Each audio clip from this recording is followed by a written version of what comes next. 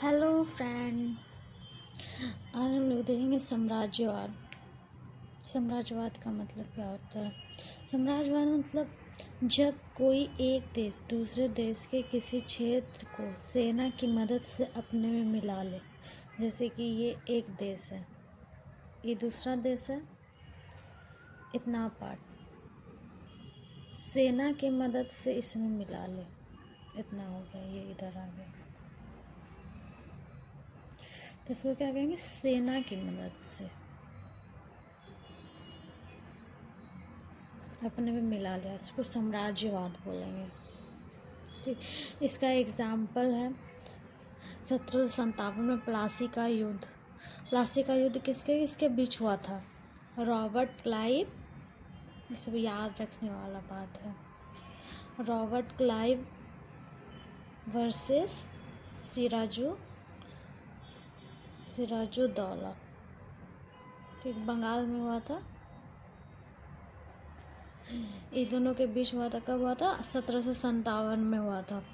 इसमें क्या किए थे? सिराजुद्दौला 30,000 सिपाही के साथ कासिम बाजार में स्थित इंग्लिश फैक्ट्री पर हमला बोल दिए थे। तो उसके बाद प्लासी का युद्ध हुआ था। इसमें पर जीता कौन था? रॉबर्ट क्लाइव जीता था। ये जीत गया था। ये जीत गया था, पर सिराजुद्दौला को मीर जाफ़र धोखा दे दिया। मीर जाफ़र को इसका साथ देना था। मीर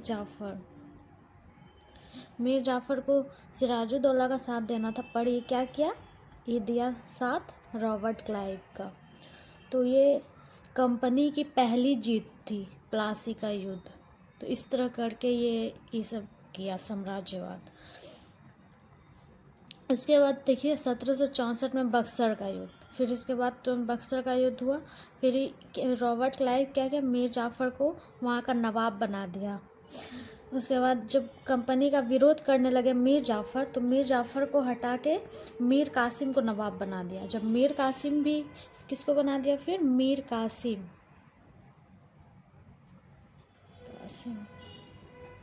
को वहाँ का नवाब, बंगाल का नवाब बना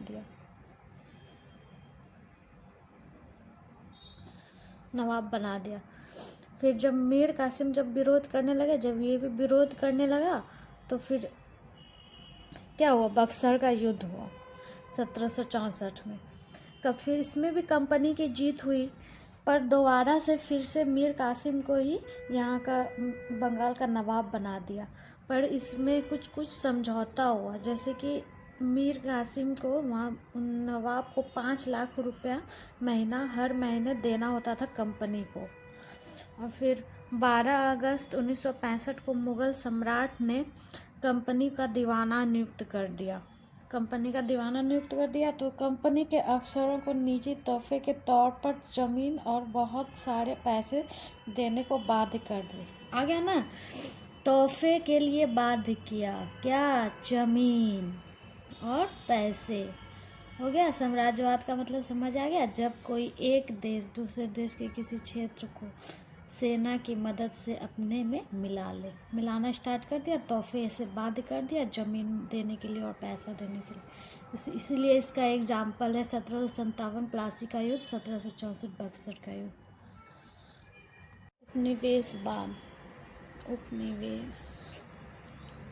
उपनिवेशवाद। ठीक, जब कोई देश साम्राज्यवाद करता है, ठीक, साम्राज्यवाद अभी समझे, उसके बाद अपने लोगों को भेजकर उस देश का आर्थिक शोषण करने लगता है। मतलब आर्थिक शोषण करने लगता है, ये बात, ठीक है। जब इंडिया में जो भेजा गया कॉर्नवालिस को, ठीक, कितना में? 1886 में।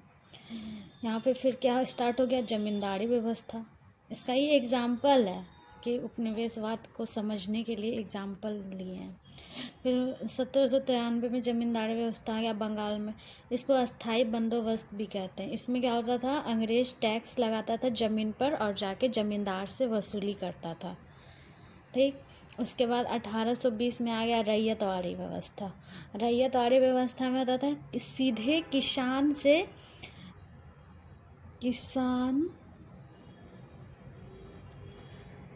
से सीधे कंपनी को टैक्स जाता था, ठीक, सीधे।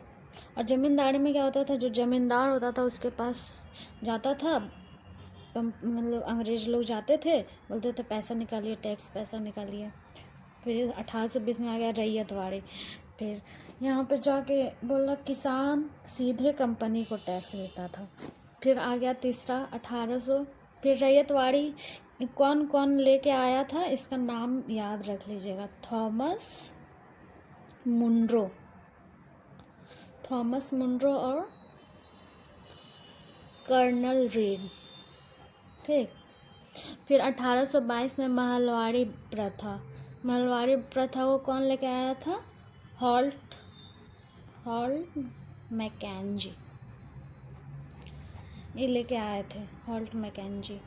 और इसमें महलवाड़ी में क्या था, सरपंच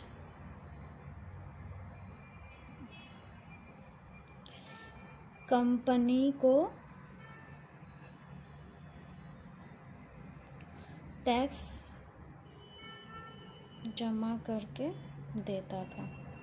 मतलब कि 3-4 गांव का एक सरपंच होता था पहले, तो इस सरपंच के पास सब आता था, कंपनी के लोग आते थे, अंग्रेज लोग, और वो टैक्स जमा करते थे। इसको महलवाड़ी प्रथा कहते। कौन किया, हॉल्ट मैकेंजी, 1822।